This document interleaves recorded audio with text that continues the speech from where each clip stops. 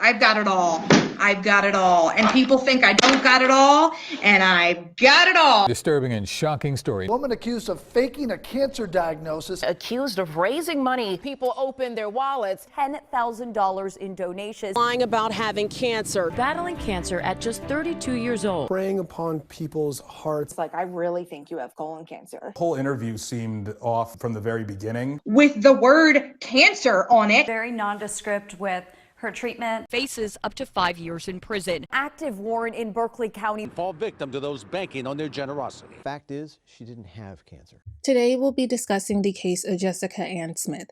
Jessica was a firefighter, she was a powerlifting athlete, and she was a mother. She was unfortunately diagnosed with cancer not once, but twice, and she had to undergo chemotherapy and multiple surgeries to treat this. Despite it all, she continued living her life. She was still working, she continued competing. People were so inspired to see a woman who was dealing with all these health issues be so successful despite her unfortunate circumstances. So much so, she ended up raising over $12,000 in funds towards her medical expenses in just under 2 months. Things were looking up for her. Her health seemed to be getting slightly better. She was making funds to cover her costs, and she continued involvement in the sport she loved. That, however, was of course until Jessica made one crucial mistake. And it was after this happened when people began finding out the truth about her diagnosis. Because Jessica didn't have cancer. In fact, she never had cancer. You'll be shocked to see the extent she went to keep this lie going. But the wildest part of it all was that this was not the only thing that Jessica was lying about, because this was one of the many fraudulent activities unraveled in Jessica's long string of serial scamming. And because of her little mistakes, all of these lies slowly but surely began to get exposed. A lot of this information I got for this case was after watching the Ever Evolving Truth, or TEET podcast, where Jeff Berg interviewed Jessica while all this controversy was happening, so I would definitely recommend checking them out. The link to those videos are in the description. And just to introduce myself, if you don't know, my name is Petal Palmer, and on this channel I post anything involving medical mysteries and crime. If that is something that sounds interesting to you, please consider subscribing if you end up liking this video. Alright, let's get into this case. Jessica Ann Smith was born Jessica Veronica Cornell on November 16th, 1987 in Delaware County, Pennsylvania. She grew up in the Drexel Hill suburb, where she lived for about 12-14 years up until middle school, when she and her family moved to the neighboring Chester County, where she stayed pretty much for her whole life. Jessica really wanted to be a first responder. She graduated from Downingtown East High School, and because of her interest in things like firefighting, in 2003, when she was 16 years old, she went to AMT school, and she pursued this up until she went to college. She went to college at Immaculata University. This is a private Roman Catholic university located nearby in the East Whiteland Township of Pennsylvania. So this was just a local school for her. There she studied exercise science and psychology. Exercise is something she loved to do. They described that on her Instagram of almost 11,000 followers, she often posted pictures of her working out. And she also just had multiple different jobs, almost all kind of relating to this. She was certified with the USA Powerlifting Federation as a coach in the sport of powerlifting. If you've ever seen powerlifting or not, it's just a sport that consists of doing a maximal weight of 3 different types of exercises or lifts. And these lifts are a squat, a bench press, and a deadlift. She was coaching athletes at the club level, and she even was a personal trainer at some point. She was also a referee and the state chair for the USA Powerlifting in the state of Delaware. You'll see later in this video, this powerlifting of hers actually plays a huge role in this case. With all of her association in the sport of powerlifting, she often volunteered a lot of her time at different events and competitions. She was on the softball team at her workplace, and she even had a coach in the sport of powerlifting for herself. Besides coaching, personal training, and competing, Jessica also worked as an athletic trainer for an elite dance company, and she did eventually become a firefighter at some point. In 2012, she went to the Pennsylvania Fire Academy to pursue this dream of hers. There, she became the class president and was actually the first woman to become a class president at the academy. And she continued doing this as a career firefighter in Berks County in Reading, Pennsylvania. In addition, she worked as a construction worker at a place called Marco Fire Construction. There, she would put various fire suppression systems such as sprinklers in newer residential buildings. These jobs were just interesting adjustments for her, as she was the only woman working at both of these work sites. So in these environments, she was what you would call the odd one out, and described that the hardest part about this was the fact that she'd constantly feel like she'd have to prove herself. But unfortunately for her, despite the love of exercise and staying healthy and the jobs she was working, Jessica seemed to have a lot of health issues that she was dealing with. And I mean a lot. She said that she'd done 2 hip replacements, one at 19 and a redo at 27. She had hip dysplasia, which required her to have her right hip rebuilt and pinned together. And just at the end of February 2019, she had a baseball-sized mass removed from her abdomen. She said that she had endometrial cancer, which required her to do a full hysterectomy to remove her uterus. She had a condition called Wolff-Parkinson-White syndrome, or WPW, which is a rare condition that causes abnormal heartbeat. Now, Jessica eventually married a guy named Robert, or Rob Smith, and this was when her name changed from Jessica Cornell to Jessica Smith. And it was with Robert she had her 2 kids with, her firstborn being her daughter, who was 5 years old at the time, and son, who was 1.5, and she too had some complications regarding both of her births because she had to have an emergency C-section for each of them, as they were both 2 months premature. Despite being together for some time, her and Robert later divorced,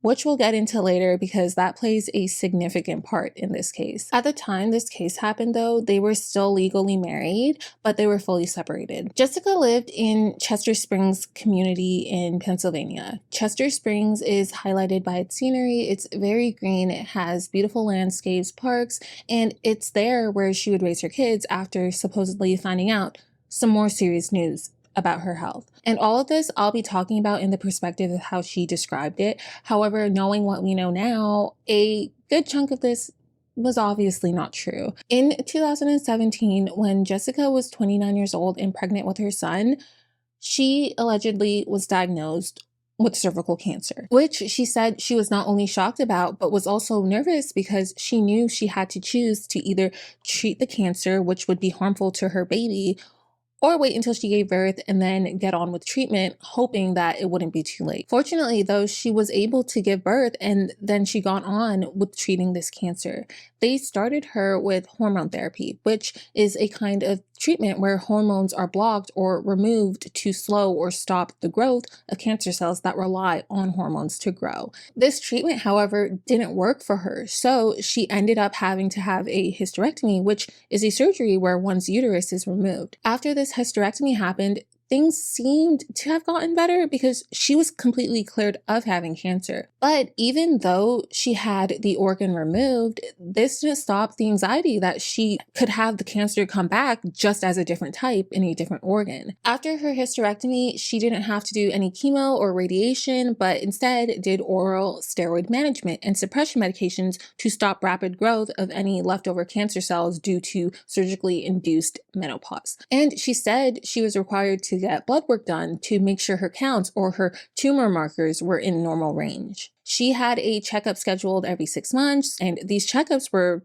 always clear, and they found she didn't have any new form of cancer, at least for a few months after her surgery occurred. That was, of course, until another health issue helped her discover that this wasn't officially over. At some point, Jessica started going through a very hard time mentally, and because of this, she checked herself into a psychiatric emergency room. When she arrived at the hospital, they were getting all the admission requirements done, got her room, asked her some questions, and they did some blood work just as standard protocol for admitting a patient. But after waiting a little bit, when these results came back, the doctor came in the room and she said that they told her, "Oh, your blood cells aren't shaped right, you're anemic, something's off with these results and you're gonna need to get it checked out." So she was like, okay, cool, I'll get an appointment set up with my family doctor, and she planned to see her very soon. When that appointment finally came, Jessica spoke to her doctor. She said everything that was going on. Her doctor looked at the results and she was like,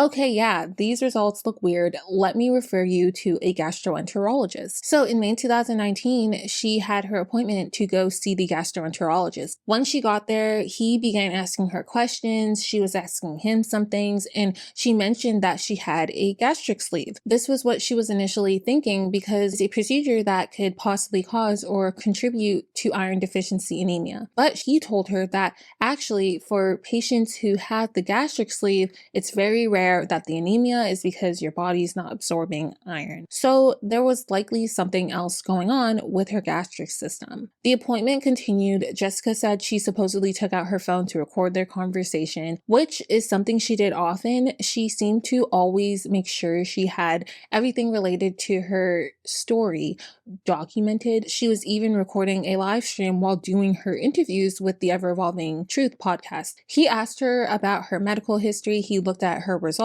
and in the end, he told her that it looked like she might have cancer. Yes, she said that he told her, quote, "I really think you have colon cancer," and that he was telling her she needed to go get some endoscopies or scopes done immediately. So the next day, she got an upper and lower body endoscopy, and she said that the doctor told her, "I think you might have this very rare thing called Lynch syndrome. And this is a hereditary syndrome that makes someone much more likely to develop various kinds of cancer," which unfortunately held true for her because it was shortly after when she was in fact diagnosed with Lynch syndrome, or hereditary non-polyposis colorectal cancer. She described how it's so understudied and misunderstood, and that the only two places that actually deal with it are NIH or Memorial Sloan Kettering Cancer Center. And this is a common theme I've noticed with her during this interview. It always almost seemed like she tried to make herself seem different than the rest. Like in the beginning, she would go into great detail to describe how difficult it is for her being the only woman in her workplace. And then now, for this part of her story, she has Lynch syndrome, which makes it so much more likely for her to develop cancer. And it's just this rare thing that nobody knows about, but she just has to be so different and have it herself. Now, for people who do have it, yeah, speak about it. It's important to emphasize rare diseases and how they affect you, especially as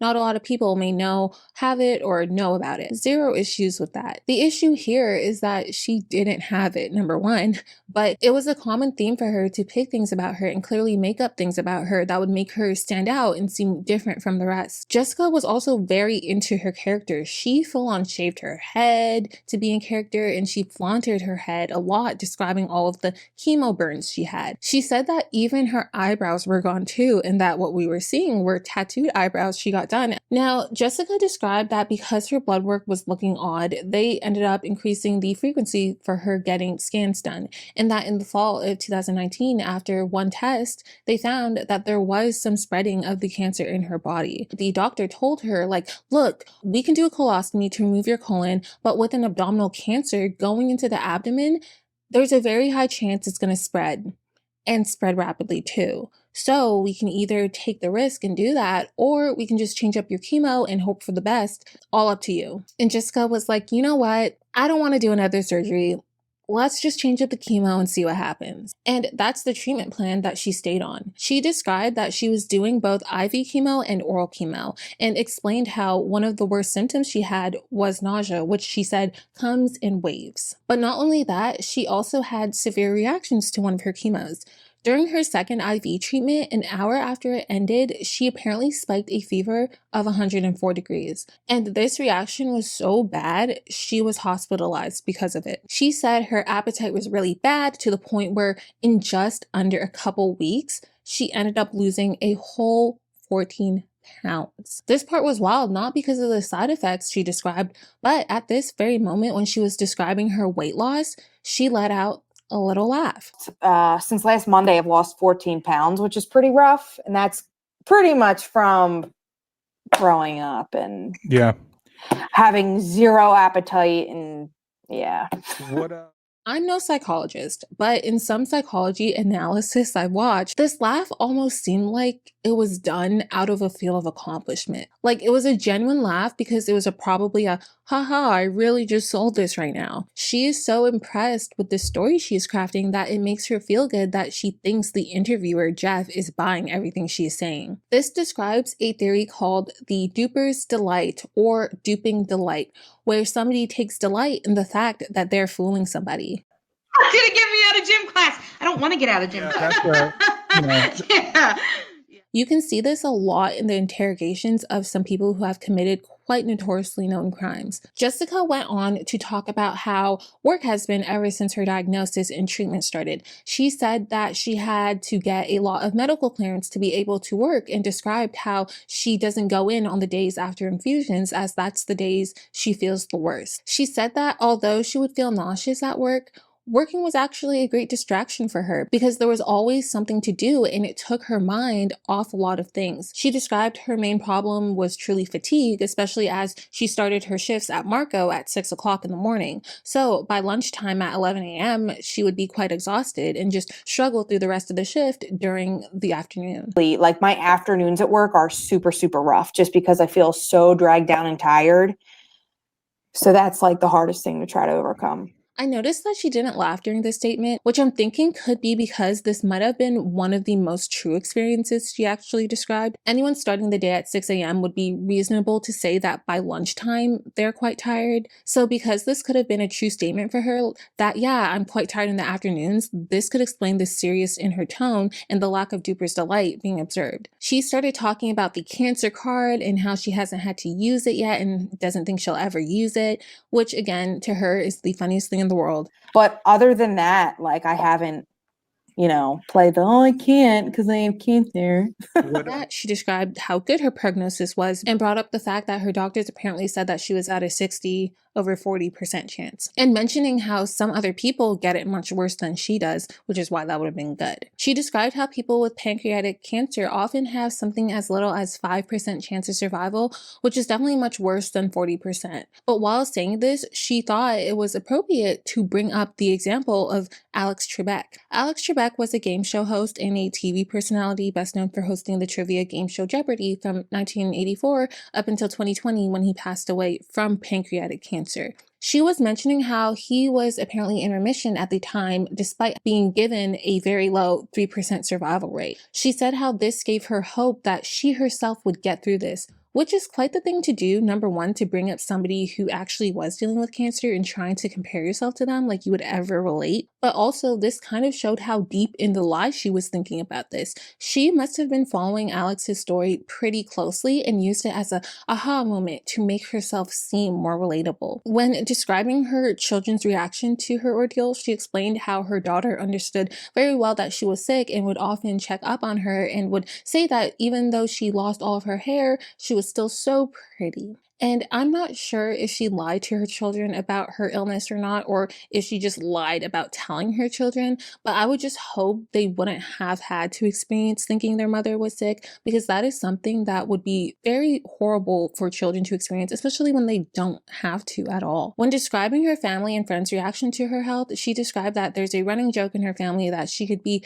a medical textbook due to all of her medical oddities. How her younger brother, who's in the Air Force, is just the healthiest person ever, but she just had to get all the bad genes from her parents and all the negative things passed down to her. She then described, ironically, how her faith in humanity had been restored from all the support she's received from friends and people who have come out of the woodworks to share their support for her. Now, when getting in with what the negatives have been for her, she described the financial aspect has been very difficult for her. Her bill would get up to $1,143. However, because these treatments came at such a hefty price, her friends started doing some fundraising to help her cover these bills because, quote, life doesn't stop because you get cancer, she said with a little duper's delight smile. Apparently on June 10th, Jessica's friend Nicole started a GoFundMe fundraiser to help her get some extra support during the time she was diagnosed and doing treatment. Likewise, 5 days later on June 15th, another fundraiser was started for her, but this time on Facebook. They had a goal of $15,000. It was just interesting because she just seemed so happy describing how many people donated to her,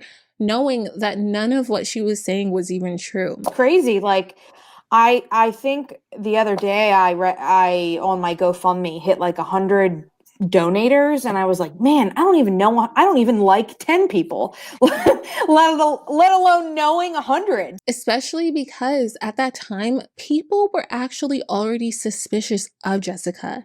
And this was because of a big incident that happened earlier in the year regarding her powerlifting. On March 11th, 2019, Brian Hickey from the Philly Voice covered Jessica in an article titled "Her Mission: Convinced More Women to Give Powerlifting a Try." Subtitled, "After Countless Health Issues, a Male-Dominated Sport Helped Jessica Smith Get and Stay in Shape." And on April 7, 2019, she was scheduled to compete at the Delaware State Championships for powerlifting. And she was on track to take part in the Bench Press Nationals, which was scheduled that August in South Dakota. Despite the fact that she was allegedly going through heavy treatment, she was very adamant that she was going to be breaking all sorts of state and American records, with expectations to even get into some international competitions. But not only was she going to be competing, but she also had plans to run her own powerlifting event. This one at an event called WMMR's Preston and Steve's Campout for Hunger, which was scheduled to take place from December 2nd to December 6th, 2019. This is an annual charity event which has the goals of collecting food and monetary donation for those in need. And she was going to be organizing the competition, which was going to be called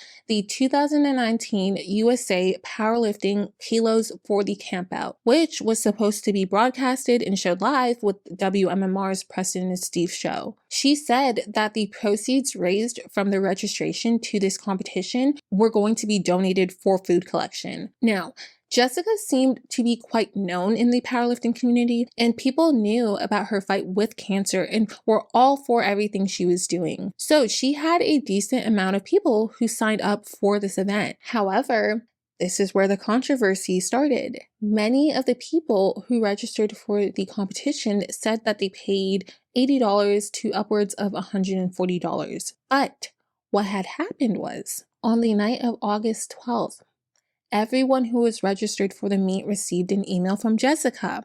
And in this email, she told them, like, hey, I'm sorry, but the competition is canceled. Now, people who received the email, they were, of course, curious, and they were trying to figure out what was going on. But mainly, a lot of people were like, okay, the event's canceled. Can I get my money back? Can I get a refund? However, Jessica explained that she couldn't get them the refund. And why was this? Well, this was because it was around this time when people started exposing Jessica, not for being a fraud regarding this event, but for being a fraud regarding her cancer. And a lot of this got out there through the help of a woman named Jess Allen, who really got down to the investigating and sharing the things she found. Jess Allen was somebody who had registered to compete at the powerlifting meet. But after finding out the meet was canceled, she, along with several others who were registered, were trying to get to the bottom of why they couldn't receive a refund. When she discovered the reality of why the meet was canceled,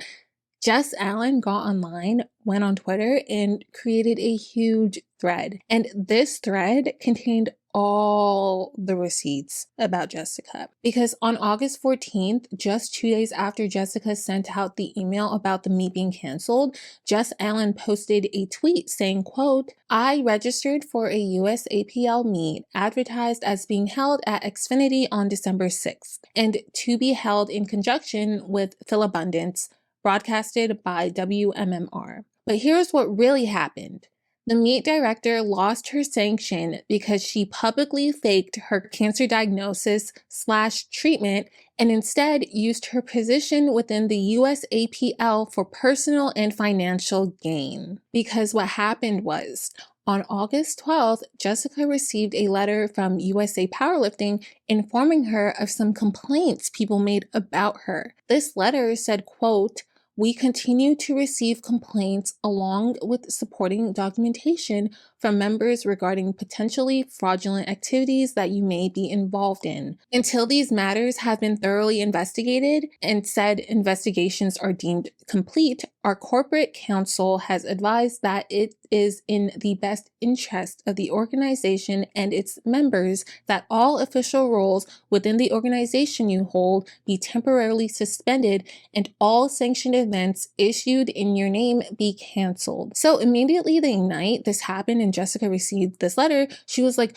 oh boy, okay, I need to tell everyone who registered. So she got on her laptop and typed up an email just vaguely describing the situation, but not going in too much detail on what was going on. This email advised those who were registered, the Pennsylvania meets will not go as planned.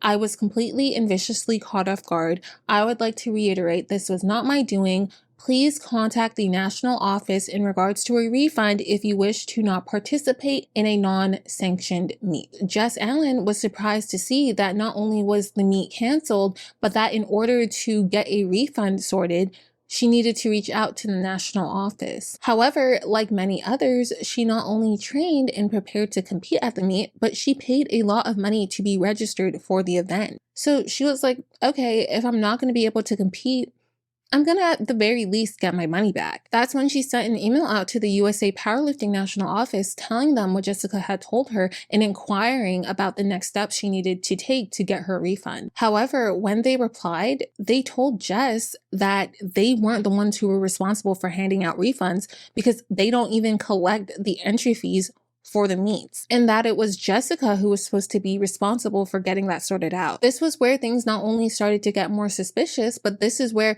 Jess began connecting some dots because she realized that many people registered for this event didn't even do so through the national office, but rather through Jessica's personal PayPal account. She actually said allegedly 200 to 250 people registered to this meet, paying between $110 to $140 through Jessica's personal PayPal account. If true, that would have been at the very least $22,000 and at most $35,000 sent to her personal PayPal account. However, Jessica claimed that this was false because the cap for this meet supposedly was 70 people. So when Jess messaged Jessica about this and sent her a screenshot of the reply she received from the Powerlifting National Office, Jessica kind of flipped this and said, I will not be refunding. That's hilarious. I never ever said they collect the refund. What I said was I didn't cancel the sanction, therefore I will not be refunding. You should reply with that.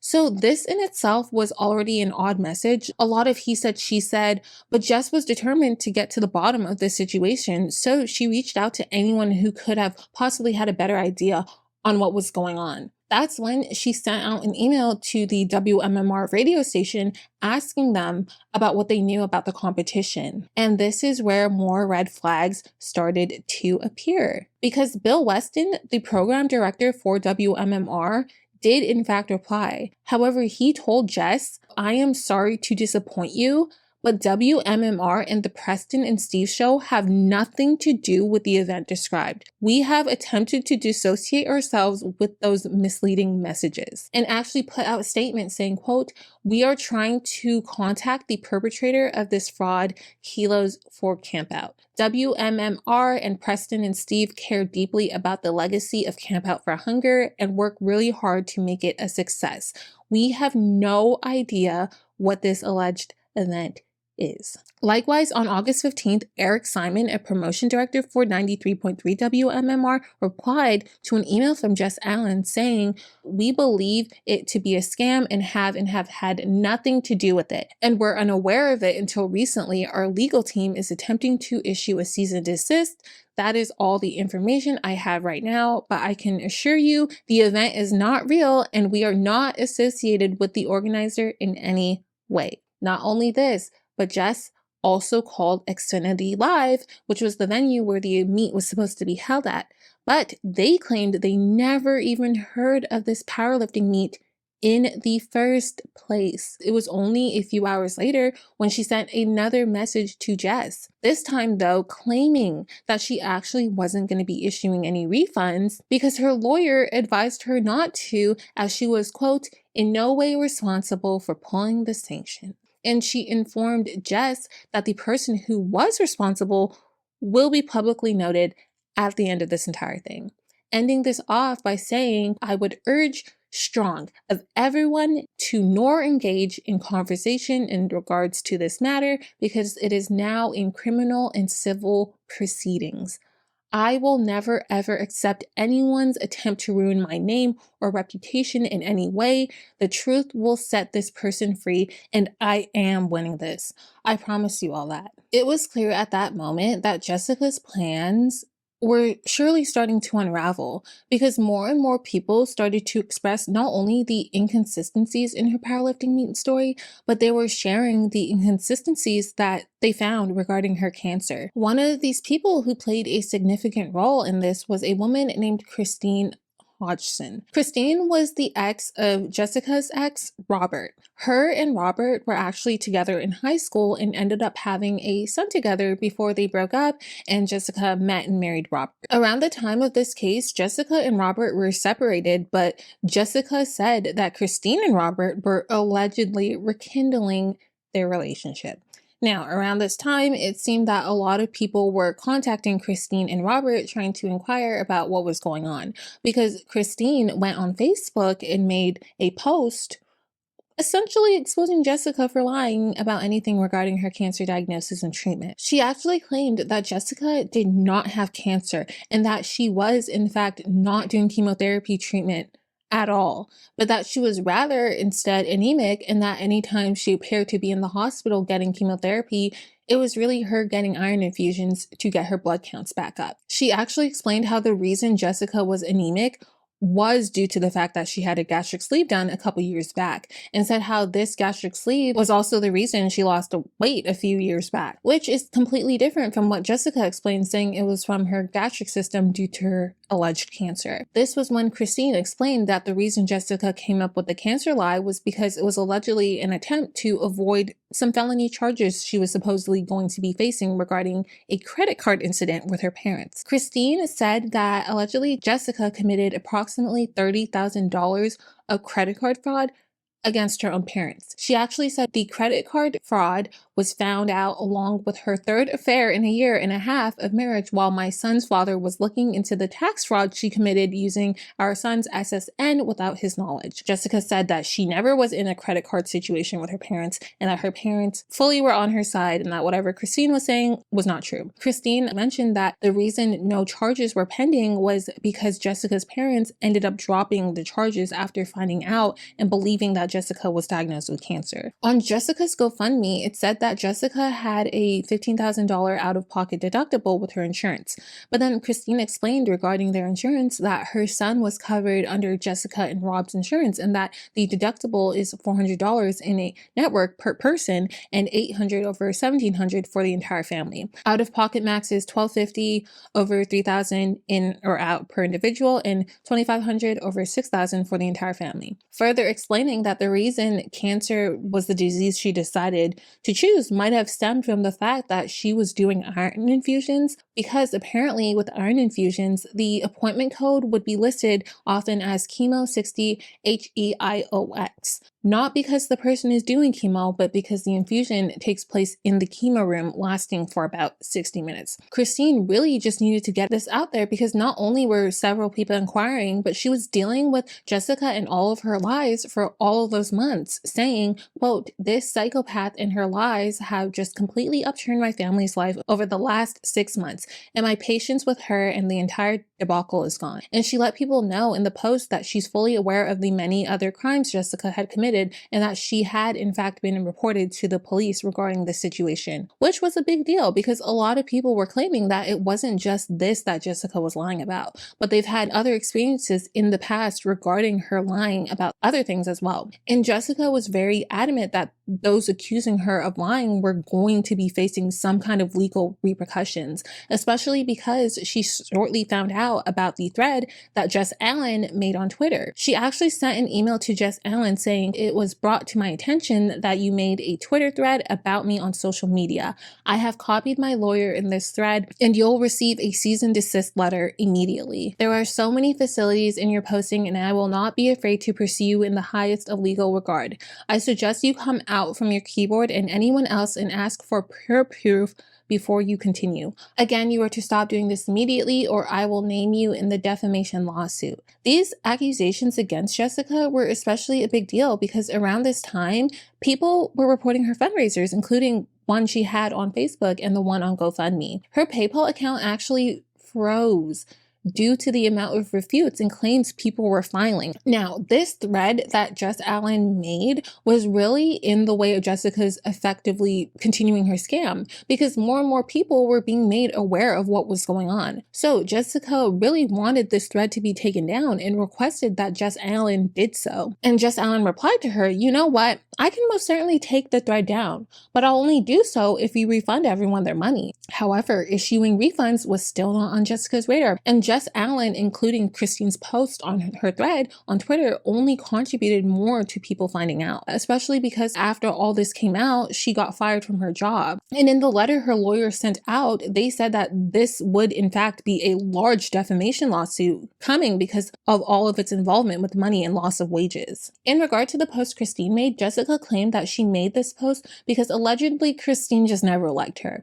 There was like this weird love triangle going on apparently because Christine and Robert, Jessica's ex, were high school sweethearts and had a child together. But later on, they of course broke up. Then Jessica and Robert met each other and got married. However, their relation started to fall apart a bit. And just at the end of Jessica's divorce from Robert, she allegedly found out that he and Christine were romantically involved with each other. So Jessica's claim was that Christine never liked her because supposedly she was just not over Robert and strongly disliked the fact that he and Jessica were together. Jessica allegedly thought that Christine made that post because she just didn't like seeing people helping her and was just out to get her. She actually sent a whole email to Jess Allen saying, "She dates my ex-husband and has a 16-year-old son with him. In fact, the last 6 months of our marriage, he was cheating on me with her. Notice how that is left out of her post." And naturally, I could have made that knowledge public, but be mindful that the reason she posted those lies was because I actively sought divorce and sued for full custody of my son and won, as well as spousal and child support and won, and she's mad. Also, she has a lengthy criminal record, including inappropriate tax evasion for not filing taxes for her personal business. Jessica was adamant that she was telling the truth, that the kilos for the Campout allegations were false, and that she was a cancer patient going through active treatment. And she said she had all the evidence to prove it. This included contact with a guy named Nick McElwain. Nick was somebody who worked at the WMMR radio station that was going to be hosting the event. Jessica said that while in the works of planning the event, she was communicating with him via email, and they were both apparently on the same page with going through with this event. She even claimed that he posted about this event all over social media and made it known that she was associated with it. At the end of the day, Jessica said that she had no intentions to put the meat back on anymore, but to just give all the money to Phil Abundance, because that would just be so morally and ethically wrong to not donate it anymore, as that is what the intention was in the first place. And she mentioned how if those PayPal disputes do go through, it's just sad because it's less money she can give to charity. To defend herself, Jessica was posting anything she could. Hospital pictures, medical reports. She even posted an image of a pathology report that she said had presence of a friable and infiltrating tumor reaching 20 centimeters in length and positive cancerous markers in all sampled sections, with a paper dating June 1st, 2019 saying, quote, "Diagnosis, anemia, unspecified type." But not only did this pathology report look nothing like a pathology report, a lot of people were finding the images she was posting through a reverse Google image search. Also, this is kind of irrelevant, but she spelled the word pathology wrong, literally spelling it pathology. Not only this, but a lot of people were coming out of nowhere and sending messages to Jess Allen, sharing their own experiences they had of Jessica scamming them long before this even happened. Some of these read things like, "I'm not affiliated with the powerlifting community, but am well aware of the other scams she has done in the past. The more pressure and public spotlight that gets placed on her, the sooner she'll be locked up. The USAPL and cancer thing is just one string of a long web of lies this cancer has told. Jess owes me money, $100, my husband $300, and then my 14-year-old daughter. She scammed her out of $250. Oh, the lies and stories, just one right after another. Have been trying to get Jessica Cornell to pay for the many cons she has done over the years, yet she still continues to get away with it. The list is long and goes back to when she was in high school. These were just a few of the many Jess Allen said she received from people. Some even accused Jessica of not being a career firefighter like she claimed, but just being a volunteer. Some people were claiming that she was lying about being a paramedic, and people called her out on lying as she claimed she never worked at the YMCA before, yet pictures on her Instagram showed that she was wearing YMCA instructor clothing. So essentially, there was just a lot of inconsistencies with the things she was saying versus the things people were saying about her or finding out about her online. She was quick to talk about other charity scams. She mentioned one of the biggest ones on GoFundMe where a couple pretended that they were donating to a man who was homeless when in reality they were not. A lot of people were posting memes about her. They were tagging her. It actually got so bad to the point she ended up deleting her Instagram. Now, a GoFundMe page wasn't the only thing Jessica had set up by a friend, but she also had another friend named Kristen, who was a graphic designer from Florida, who assisted her in starting a t-shirt campaign alongside a printer company in Idaho.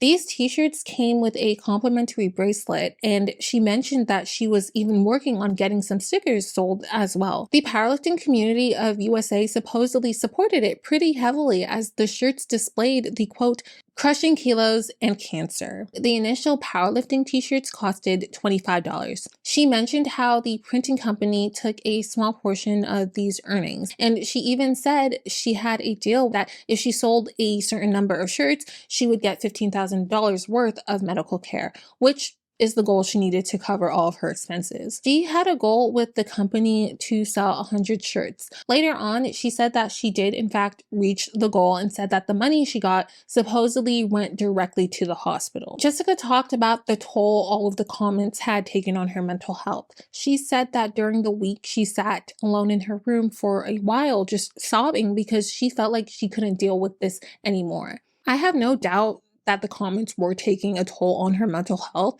Scammer or not, I'm sure reading any type of hate comment isn't helpful for anyone's mental health, so it's very clear how passionate Jessica is on the topic of being affected by this mentally, especially because it was these accusations that were going to get her caught, and she knew this, so it stressed her out. I think she genuinely was convinced she did her big one and she was not going to get caught. So by that point, Jessica was very adamant that everyone would be proven wrong and that she was going to be the one getting the last laugh in this situation. But what she didn't know was that the entire time while she was doing these interviews and while she was making these posts was that the police were in fact onto her, and they'd been doing their own investigation ever since June 19th that year they were, and this was led by Detective Sergeant Stephen Benson. In June of that year, Jessica's ex, Robert, and one of his friends actually went to the police and filed a police report because they didn't believe that she had cancer. And following this again on July 31st,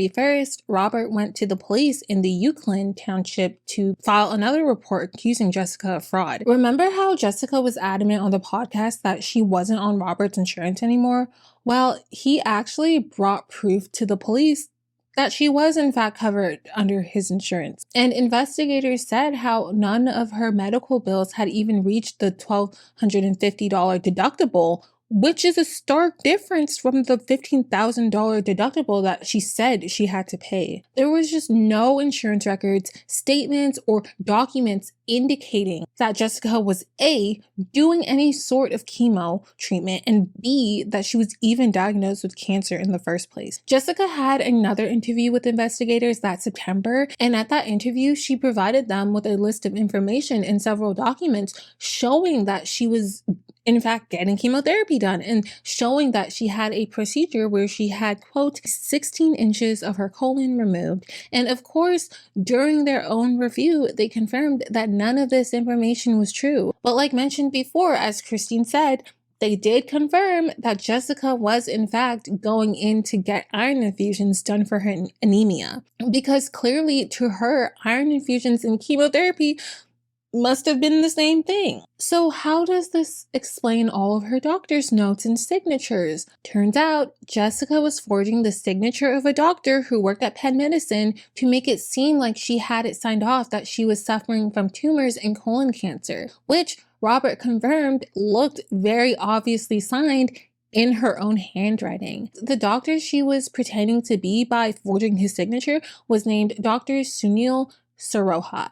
And he was actually the doctor who had been treating her for anemia, not colon cancer, but for anemia. He told police that Jessica was not suffering from colon cancer, nor undergoing treatment at their cancer center for such, which was another thing, because she said she was receiving treatment from oncology specialists at the University of Pennsylvania's Abraham Cancer Center. However, the name of the facility is actually called the Abramson Cancer Center. So she had the name wrong overall. Not only this, but Dr. Saroha wasn't the only person Jessica pretended to be during this scheme, because whenever she got her care team from the hospital to contact her employer at Marco Protection Systems, it turns out every one of those calls was Jessica the whole time. She pretended to be a nurse at Penn Medicine to call her employer, telling them that she needed the days off of work for chemo treatment. In fact, Robert actually overheard a phone call she had with her employer one time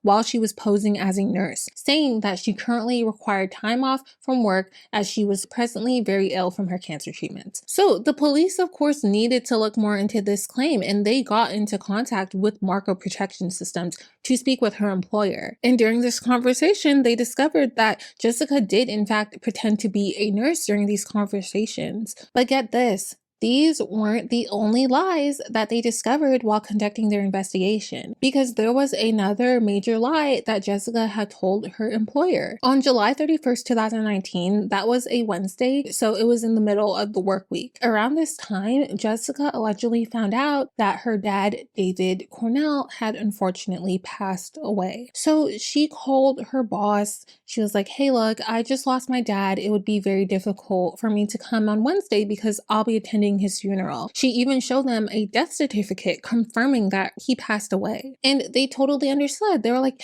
yeah, of course, like take the day off. And so she didn't have to go in on that day on the 31st. Well, the police looked more into this claim. Jessica was asked about the situation and she brought a copy of the death certificate to show to the police, which did appear to look like a proper certificate. However, when they looked at the name on that certificate and found the name of Jessica's father, they knew that the certificate was the furthest thing from legit, because they confirmed that her father, David Cornell, was in fact alive, and that the name on the certificate wasn't even his. Jessica had somehow got either a fake or a random death certificate and used it as her father's, just so she could get the day off of work. Also, during the podcast, Jessica said that her friend Nicole was the one who started the GoFundMe for her. But during the investigation, they found that Jessica started the fundraiser for herself, as well as the fundraiser on Facebook. Don't get me wrong. There's nothing wrong with setting up your own fundraiser, especially when you are going through such a thing and need some help covering some very valid expenses. But she didn't need these expenses, which shows some intent behind why she even started this whole thing,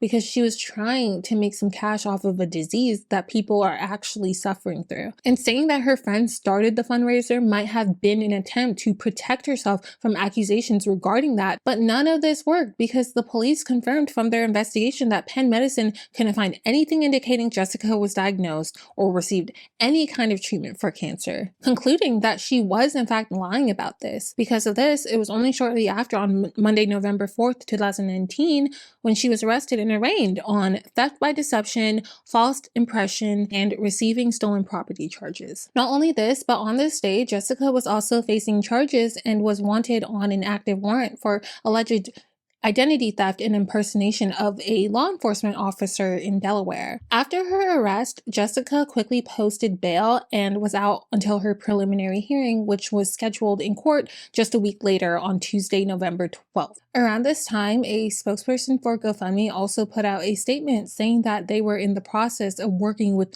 law enforcement for people to get their money back after donating to this scam. She raised a total of $4,735 on GoFundMe before her fundraiser was shut down, and also a total of $8,553 from 161 donors on her Facebook fundraiser before that was shut down as well. So both platforms said that they would be refunding all of the donations. That next Tuesday, Jessica arrived in court to begin the preliminary hearing. Apparently the charges were laid out, but they had to continue this hearing for another time. A little under a year later, she eventually entered a guilty plea of theft by deception on October 26, 2020, and also a charge of forgery. And on Monday, January 4th, 2021, a little over a year after her arrest, she was sentenced to 3 years of probation, restitution, and mental health treatment by Commons Plea Judge Anne Marie Wheatcraft. This sentencing was negotiated between her attorney Michael DeCindio and the Deputy District Attorney Eric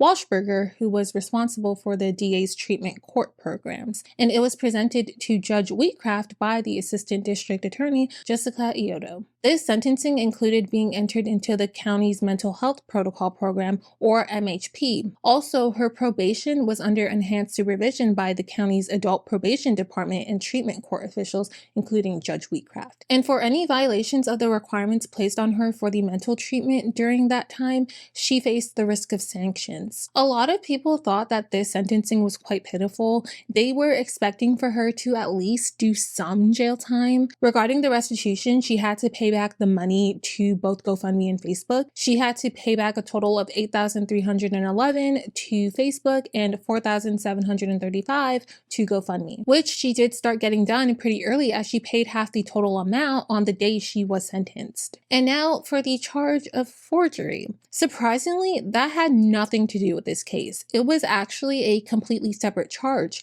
because on October 21st, 2020, Jessica was brought into court and she was charged by Westone East Goshen, or WeGo Police. Not because of forgery regarding her own fake diagnosis, but because apparently she tried to use her son to fake a bed bug bite in order for her to use this against her ex-husband Robert in custody proceedings in the Commons Plea Court.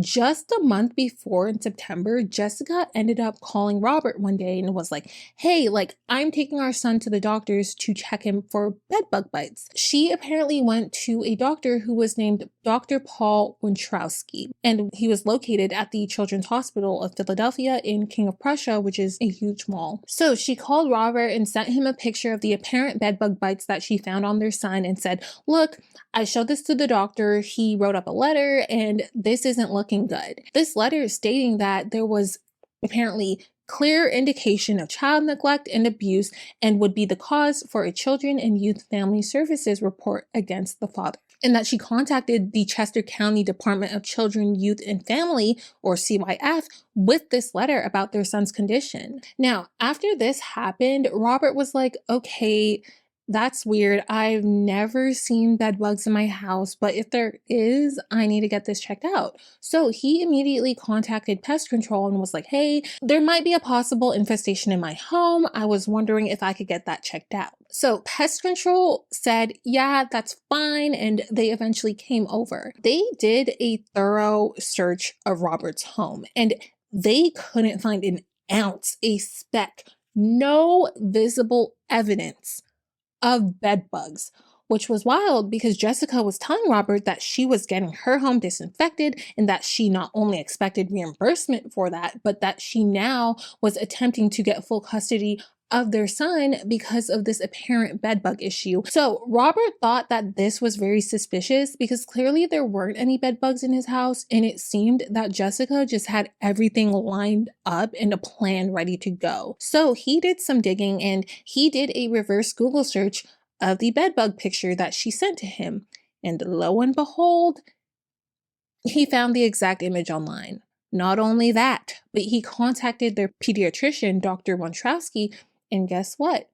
He had never written a letter regarding this possible infestation. So, by this point, Robert was yet again contacting the police to now report Jessica about this incident. And then they went for their own investigation, including WeGo detective Jason Diamond. Detective Diamond reached out to representatives at the Children's Hospital in King of Prussia, and these representatives told him nobody, not Dr. Wontrowski, nobody affiliated with the hospital wrote or signed off on this letter, and they confirmed that this was a fraudulent letter. So on October 21st, 2020, she was charged for this by Detective Diamond. She pleaded guilty to her charges 5 days later on October 26th. And then she was sentenced for these crimes in January 2021 with the 1 year of probation going towards the forgery charge. So essentially, even when going through all of the charges that came as a result of the cancer,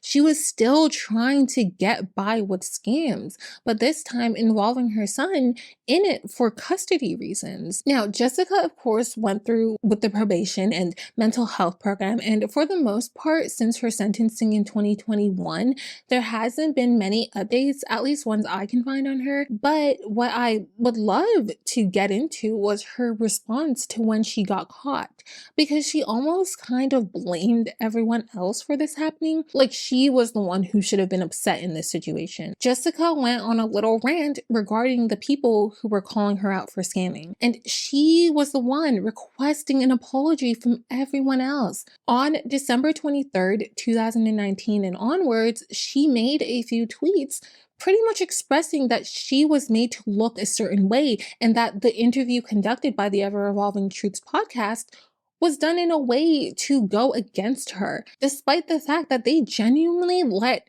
her say everything she wanted to say and asked her relevant questions, didn't try to skew things anyway. It was a very objective, clear-cut interview. Jessica tweeted some things like, quote, "This entire thing has taught me so much about humanity. Adults bully more than children do. I was painted as a terrible human being and am hated on a daily. I will be making zero comments on any social media about this. Don't even try to bait me. If you stayed by my side, you are the real heroes. I turned all of your hate into pure love.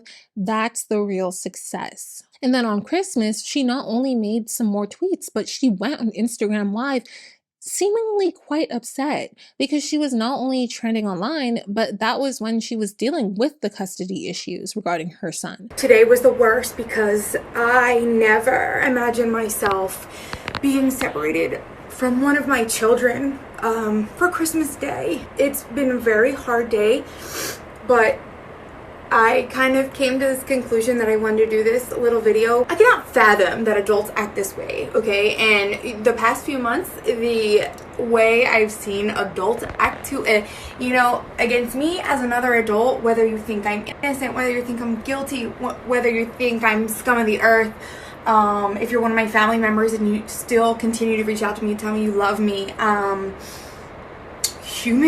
adult humans are vile. And I just want you all to know that today for Christmas, I got a notebook, I got a pen, and I hugged my son goodbye at noon to go with his father.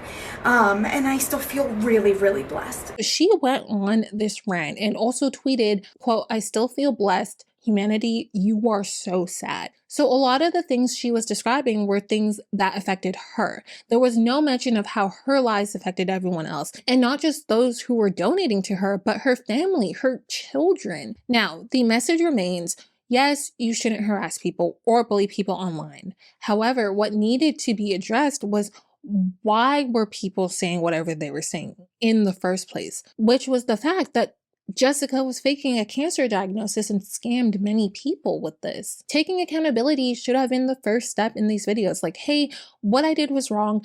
I take full accountability for my actions, and then get into, however, words do hurt. I'm trying to learn from my actions, and it's difficult to do so with being verbally harassed online. That could have salvaged this a little bit, but there was a lot of blame placed on those who were rightfully angry and upset to find out that somebody would have lied about such a serious thing. Now, throughout the next few months, as Jessica continued awaiting her trial and sentencing, she went on a series of various rants, mainly on Instagram Live. In one of these rants, she explained how her lack of an effective apology had more so to do with not being able to say much since she was facing criminal charges at that time. And get this, regarding the Ever Evolving Truths podcast, she said that people are the ones who need to find something more productive to do, and that they are the ones who have too much time on their hands. Jessica discussed how, in addition to the charges she was facing regarding the scamming, she had 2 more charges show up in Delaware.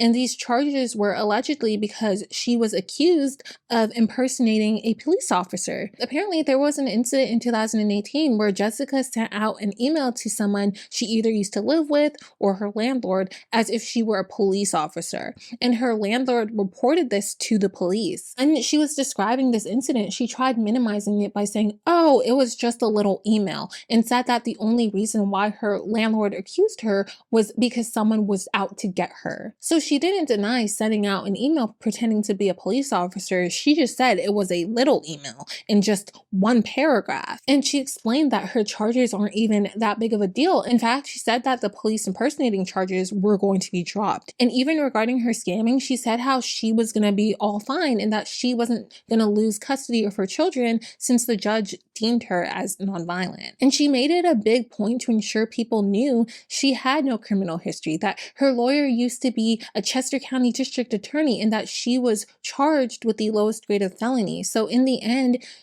she would truly be the one coming out with the last laugh. Jessica even complained actually regarding the Delaware police impersonating incident, because she said that she turned herself in, but despite doing that, allegedly the police officers at the station were talking about her in front of her face and that they were being very rude. So her lawyer filed a complaint. She discussed how she was getting asked to be on CNN, Good Morning America, and how all this did was open up more doors for her. She was getting asked to do photo shoots, choreographer gigs, and she was getting jobs. And she emphasized that she was just making so much more money legally now.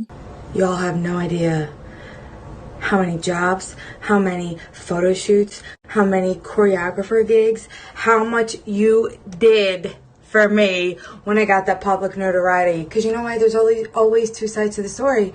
And I was able to prove my side to these people, not involving the initial allegations. So I'm just going to leave it at that. But thank you, TEET. You really helped me. Now you just look like even bigger idiots. I know that it really pains and hurts you all to see that you have not ruined me and that I am successfully living my life very happily with my children and my man. So, sorry, spoiler alert, you haven't affected me negatively. I'm dealing with my charges like a big girl. I've been extremely successful. I've been making more money doing legal bookings and legal jobs than I ever have in my entire life. And it's because of the podcast and all the national attention. So thank you. That plan completely backfired in your face as of recently. Yes, she said she's making money legally now. For her preliminary hearing, she encouraged that people came to the courthouse to view it and see how it all proceeded. And with a smirk on her face, she was describing how disappointed they'd all be when they find out the ruling. But the interesting thing is, she didn't even end up going to her preliminary hearing, nor did her lawyer, because she wanted people to show up knowing that there wasn't going to be anything coming out of it and that it was going to be rescheduled another time. I think she might have expected that a large crowd was going to show up to the courthouse expecting to see her ask her questions, call her out, what have you. But she was gonna pull one on them, like, haha, joke's on you, I wasn't there, you couldn't call me out. But the joke was kind of on her because nobody showed up anyway. On the podcast, they even discussed a car accident she got into in her grandmother's car with her children inside. And apparently how despite all that was going on between her and Rob came and picked her up after this accident. Not only this, but she started talking about how she needed to be on that show where celebrities read mean tweets on Twitter because of all the tweets she was getting. And she even said that she could write a book. Just all of that. The whole I'm different thing always seemed to be a narrative that popped up whenever she was going in on these rants. And she kept saying things like, quote, people took one person's word and ran with it. Which again is completely what she was expecting people to do for her. She was expecting people to take her word that she had cancer and just donate to all of her causes because they believed her. She took advantage of the generosity of so many people who genuinely just wanted to help somebody out and took away from somebody who would have truly needed the help. But the constant narrative she wanted to push was that it was everyone else who was taking somebody's word, when in reality, this scam was built on the fact that people were taking her word. She said how she didn't regret going public with her stories and starting the fundraisers because living life with regret is not something she does. She said she wanted to be a pillar of strength, especially for all the people she met at the weekly cancer support group she went to. She wanted to be the poster child for a disease that she's never been through. Her goal was to show how strong she was through everything because she was still able to work, compete, raise her kids, all the while dealing with cancer. And it's sad that people genuinely believed her and looked up to her.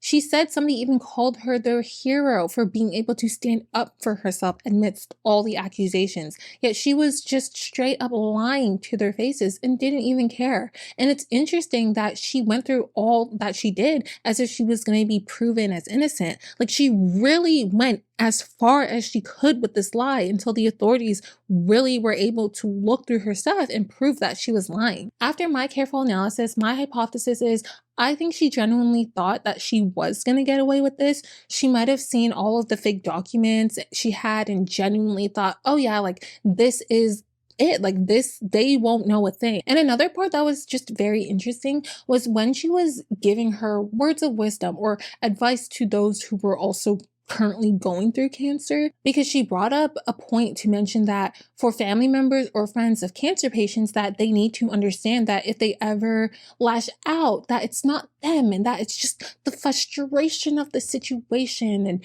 whatever, which had me thinking, I wonder if she actually was genuinely lashing out at her family members and quickly blaming it on the cancer when in reality it's like, no, girl, that's all her, especially for somebody who said that they don't ever use their cancer card. And she started mentioning that those who do have cancer, that they need to stay positive and not let the cancer take over their life, which is just bold advice considering that she has free will to not let cancer take over her life because she didn't have cancer. But there are actually people who do and don't have a choice. It's not like we can wake up, wipe the mask off and not be dealing with cancer anymore. But she fully can and felt like she should be the person giving any type of advice like that. Something else people mentioned was Jessica's appearance, because apparently somebody even made a comment on Reddit saying that she doesn't have what they would consider to be a body of somebody who has cancer. And a powerlifting acquaintance of hers was seeing all of these comments being made and reached out to Jessica because the athlete actually did have cancer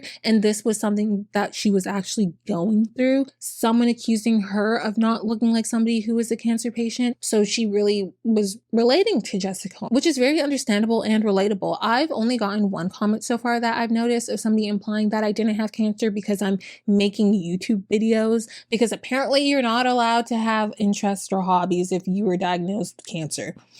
My bad. Sorry, didn't know. And it's very true that your body changes a lot depending on the treatment you're doing at the time. So she is saying things that are true. But this was another thing that made me think why she would have picked this out of all things to fake having, because she knew she could use this as an excuse. There's not a one-size-fits-all look for someone who has cancer. So it was important that she knew about how treatment affects your appearance, and is probably why she shaved her head, because the one universal thing that is relatable for most cancer patients and that most of the general population is able to use to identify cancer patients is the bald head. Now, she lost credibility to me early on in this interview just from the way she was describing everything. But what really lost me was that when she was asked to pick between whether the fight against cancer was harder compared to the fight against the accusers, she picked that the worst thing was the fight against the accusers. Now, granted, I've only gotten one comment that I've noticed where somebody implied I didn't have cancer, so maybe I didn't deal with the accusations to the extent she was dealing with, even though the accusations were true. However, I would take millions, okay, maybe not millions, but I would take thousands of accusations of me faking something before I would ever sit foot in an infusion chair and go through anything I've gone through in the past year and a half. Anyone who's had cancer, I'm sure, would probably say the same thing. I'm not lying when I say, yeah, I have the same personality. I have the same traits as I did before, I guess. But the person I was before my diagnosis, to me, is not the same person I am now. Cancer for me is something that really took away like many aspects of my life that meant a lot to me. And while yes, it opened me up to a lot of new things that I found interesting, including making these videos, there's just so many things that I'm not going to get into because this video is not about me, but there's just so many things that I would have never in a million years wish on myself or anyone to go through. Being accused of scamming, especially when you are, is nothing compared to the trauma one deals with while going through cancer and even during recovery. But for her, the worst thing to deal with was people accusing her of faking it. Why? Because she never dealt with the negative side effects from cancer. The only negative thing that, yeah, she would have dealt with in this whole entire situation is people accusing her of faking. That is the only possible negative outcome she would have been dealing with at all. No nausea, no fatigue, no mental exhaustion, no neuropathy, nothing.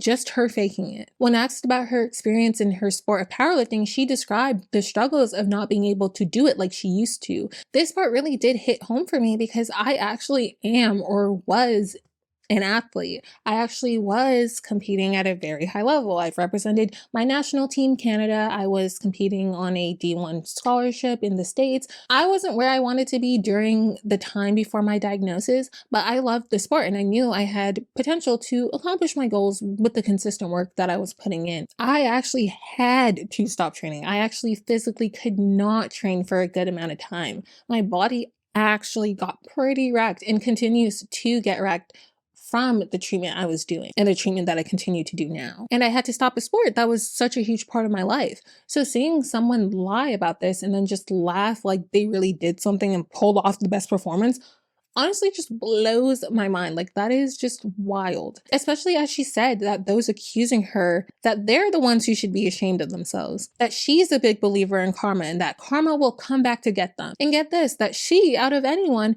would be the one who could take legal action in this matter. By this logic, I truthfully wonder what she thinks about herself. I'm convinced she really thought that she would have gotten away somehow. Fortunately though, she didn't, and all of her lies were unraveled for people to see the massive scam that she was running. But yes, that is it for this case. This one was quite a wild one. What do you think of this story? Let me know what your thoughts are in the comments. If you enjoyed this video, don't forget to subscribe so you don't miss any other stories involving medical cases, crime, mysteries, scam, all of the above. And feel free to follow me on Instagram too. It's just my name at Petal Palmer. I'm trying to be more active on there, so feel free to follow me on there. Thank you so much for watching, and I'll see you all in my next video. Bye now.